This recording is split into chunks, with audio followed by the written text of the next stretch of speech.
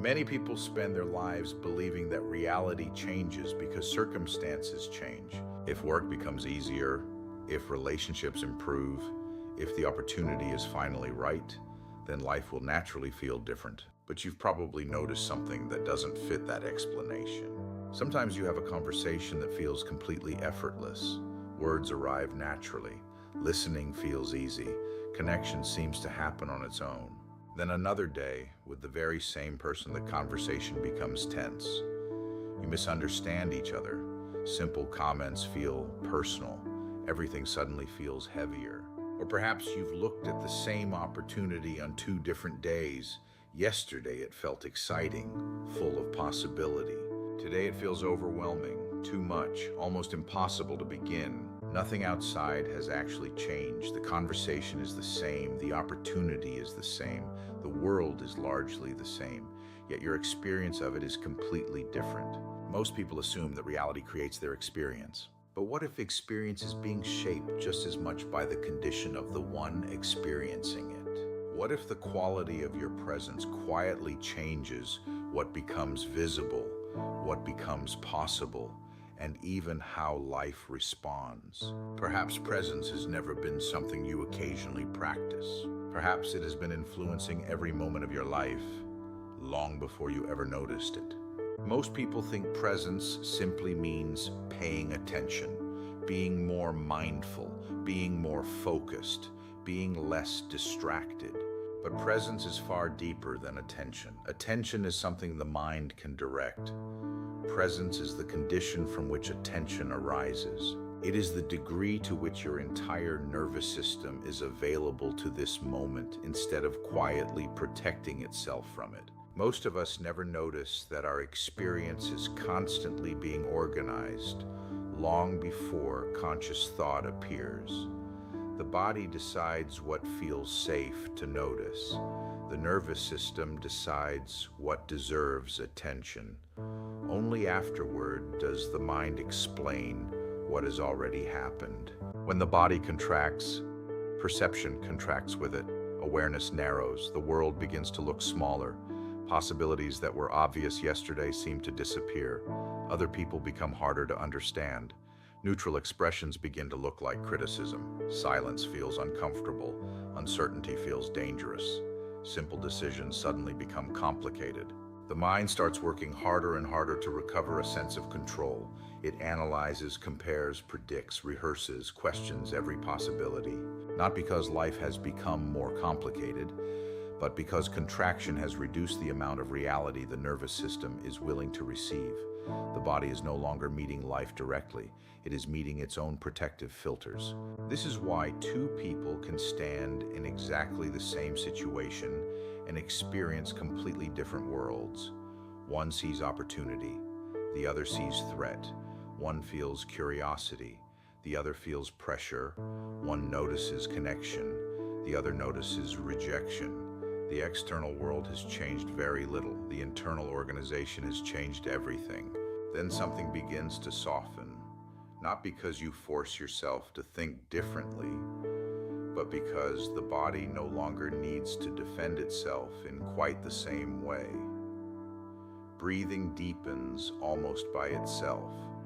The shoulders release, the eyes soften. Awareness widens. Suddenly you begin hearing things that were always being said. You notice expressions you previously missed. You sense possibilities that seemed invisible only moments before. The same conversation becomes easier. The same challenge feels workable. The same uncertainty becomes interesting rather than frightening. Nothing magical has happened. Reality itself has not suddenly changed. What has changed is the relationship through which reality is being experienced. Presence is not bending the world to your will. It is removing the layers of contraction that prevented you from seeing the world clearly. As the body stops filtering everything through survival, life begins arriving with far less distortion. You are no longer reacting primarily to memory. You are responding to what is actually here. And that simple shift changes far more than most people ever imagine, because the deepest physics of presence has never been about changing reality. It has always been about allowing reality to reach you without first passing through the protective architecture of a separate self. As presence becomes more embodied, something remarkable begins to happen. Life starts feeling different, not because the world has become more cooperative, not because every challenge disappears, but because the relationship between you and the world is no longer organized around resistance. This begins appearing in places you might never have expected. Relationships often become easier, not because everyone suddenly changes their personality, but because people no longer feel the same pressure in your presence. When your nervous system is no longer quietly defending itself, others often stop defending themselves quite so strongly as well. Conversations become less about winning, less about proving, less about protecting an identity. They become places where understanding can naturally emerge. You begin listening without preparing your next response. You become curious instead of reactive. Even disagreement loses much of its emotional weight. What once felt like conflict now becomes information. What once felt personal now becomes simply another perspective appearing within the conversation. Work begins to change as well, not necessarily because the workload becomes lighter, but because your attention is no longer divided between the task itself and the endless management of internal tension. So much energy is normally consumed by self-protection, by worrying about failure, by trying to avoid mistakes, by imagining future problems before they exist. When that internal friction begins to dissolve, enormous capacity quietly becomes available. The same work often requires less effort, not because you are trying harder, but because less of your energy is leaking into unnecessary resistance. Decisions become simpler, not because every answer is obvious, but because fear is no longer making every possibility appear equally dangerous. The mind no longer needs to calculate every possible outcome before allowing movement. Instead, there is a growing sense of participation. Life unfolds one step at a time. Each response reveals the next. Each conversation changes the conditions. Each experience offers new information. Decision-making becomes less about controlling the future and more about remaining available to what is unfolding now. Then something even more surprising begins to happen. Opportunities appear that previously seemed invisible. People often describe this as if the universe has started sending them better circumstances. But perhaps something quieter is happening. The opportunities may have always been present. The conversations were already available. The invitations already existed. The possibilities were already woven into the moment. The difference is that contraction could not perceive them. Survival narrows perception. Coherence expands it. You begin noticing what fear previously overlooked. You hear what urgency interrupted. You recognize possibilities that control could never see. Presence does not magically rearrange reality. It reorganizes your participation within reality. And participation changes everything. Presence is also profoundly contagious. Every nervous system is constantly communicating with every other nervous system, long before words are spoken, before opinions are exchanged, before explanations begin. Bodies are already sensing one another. When someone is deeply settled, others often begin settling without realizing why. Breathing slows, voices soften, honesty becomes easier, people feel less evaluated and more received. This is why some conversations leave you exhausted, while others leave you feeling unexpectedly lighter. You are responding not only to words, but to the level of coherence within the person speaking. Creativity begins changing too. Ideas arrive with less struggle, solutions emerge without forcing, Action becomes more precise because it is no longer interrupted by constant self-monitoring. Life begins flowing through you instead of being pushed by you. From the outside, it may appear that you have become more effective, but internally it feels almost effortless, not because you have gained extraordinary abilities, but because you are no longer spending so much energy resisting the intelligence that has always been trying to move through you. Perhaps this is the deepest misunderstanding about influence. We imagine influence comes from stronger arguments, greater confidence, better techniques, or more persuasive words. But the greatest influence has never been force. It has never depended on controlling outcomes or convincing other people. The deepest influence has always been coherence, because when nothing inside you is divided against itself, life no longer meets resistance before it meets the world, and that quiet coherence becomes a living invitation, allowing reality to respond to the openness that has finally become available. After hearing all of this, the mind often reaches the same conclusion. I need to become more present. It sounds reasonable. It even sounds spiritual. But hidden inside that thought is the same habit that has quietly shaped so much of life, the belief that presence is another achievement, another state to attain, another version of yourself to become. So the mind begins trying to create presence. It watches itself, corrects itself, judges distraction, measures progress. It becomes tense in an effort to relax.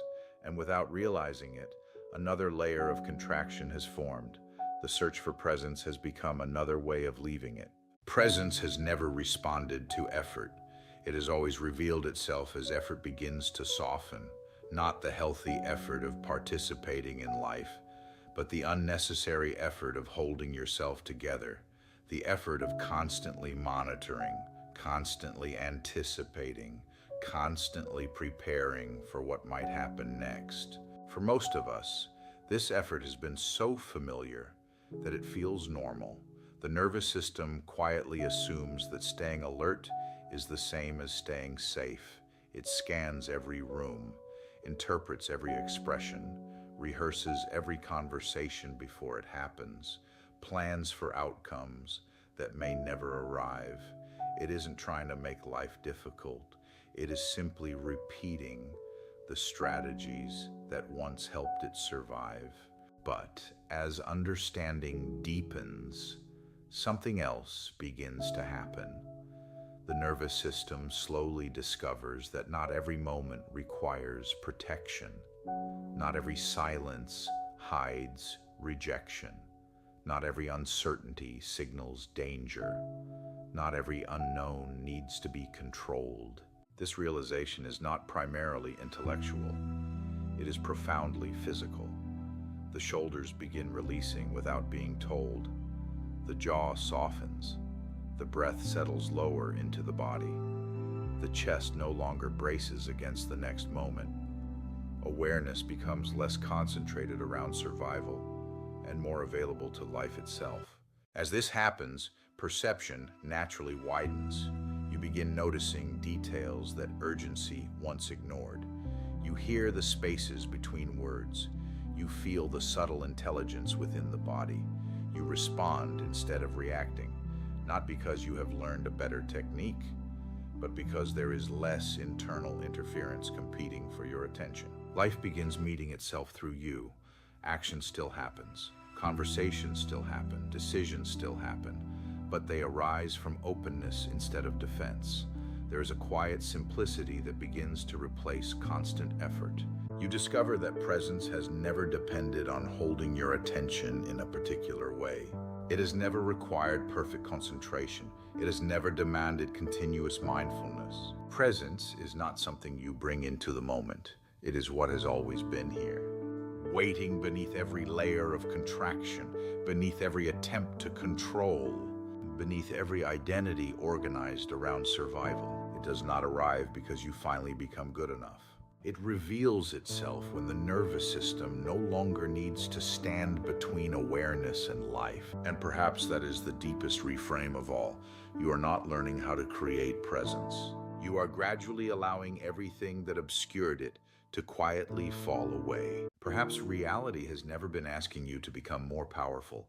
Perhaps it has only been inviting you to become more available, not more accomplished, not more spiritual, not more certain, simply more available to the life that has always been unfolding here.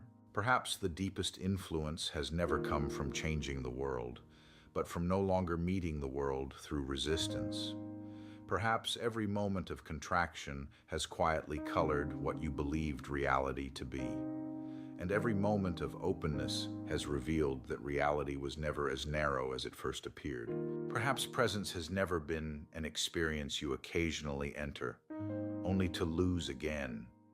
Perhaps it has always been the quiet field from which every experience has emerged, the stillness beneath every thought, the openness beneath every emotion, the awareness beneath every identity you have ever believed yourself to be. It has never needed to be created, only recognized, only uncovered, only allowed. And perhaps this is why awakening gradually begins to feel so ordinary. Life continues, conversations continue, work continues, relationships continue. Nothing needs to disappear, yet everything is experienced differently. Not because circumstances have become perfect, but because the one who was constantly resisting them has begun to soften. Perhaps this has been the hidden physics of presence all along. Reality has never responded most deeply to effort. It has responded to coherence, to openness, to a nervous system no longer organized around separation. And perhaps as that presence becomes more fully embodied, life does not become different because you have finally learned how to control it. It becomes different because nothing inside you is standing between awareness and reality anymore. In that quiet transparency, presence is no longer something you experience. It becomes the environment in which your whole life gently unfolds.